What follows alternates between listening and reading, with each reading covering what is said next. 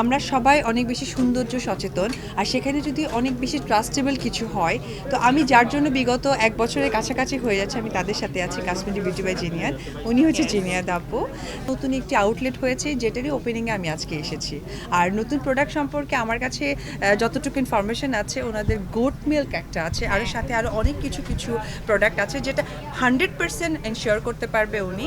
তবে আমার কাছে বেশ কিছু প্রোডাক্ট পাঠানো হয়েছিল যেগুলো আমি নিজেও ব্যবহার করি, আমার অনেক ভালো। এখন কথা হচ্ছে যে আমি প্রথমেই বলেছি যে আমরা সবাই সুন্দরের পূজারী, ছেলে অথবা মেয়ে যে বয়সেরই হই না কেন। আর আমি যেহেতু একজন চিত্রনায়িকা, আমি দীর্ঘ 13 বছর ধরে সিনেমা করছি।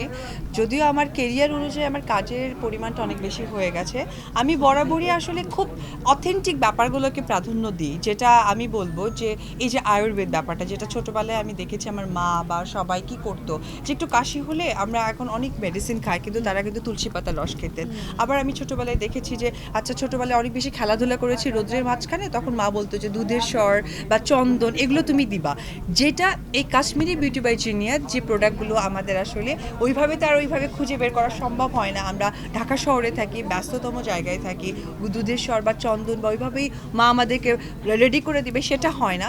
যেটা কাশ্মীরি ওরা কিন্তু তৈরি করেছে এরকম কিছু কিছু প্রোডাক্ট, এবং সেটা হচ্ছে আধুনিকতার ছোঁয়ায় উইদিন শর্ট টাইমে। লাইক আমরা যখন আগে ওয়াইল্ড টার্মারিক ব্যবহার করতাম, লাইক টার্মারিক, ওটাকে আমাদের পিষে ব্যবহার করতে হতো, কিন্তু বা আমরা যখন পটেটো ব্যবহার করতাম ওটাকে আমাদের হয়তো ব্লেন্ড করে করতে হতো। This is the time consuming ব্যাপার। সো এখন কিন্তু আসলে আমাদের এত কাজের ভিড়ে আমাদের এই টাইমটা হয় না। সো আমাদের সব কিছুতেই একটা আধুনিকতার ছোঁয়া আনতে হবে, শর্টকাট একটা ওয়ে বের করতে হবে। So that is the way, যেটা একটা শর্টকাট।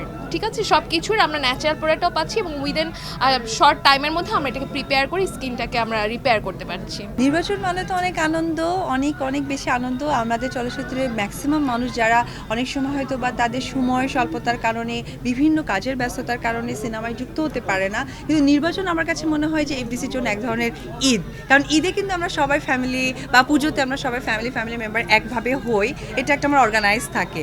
তো নির্বাচন হচ্ছে গিয়ে টাইপ অফ আমার কাছে মনে হয় অর্গানাইজ একটা মিলন। আমার ভীষণ ভালো লেগেছে।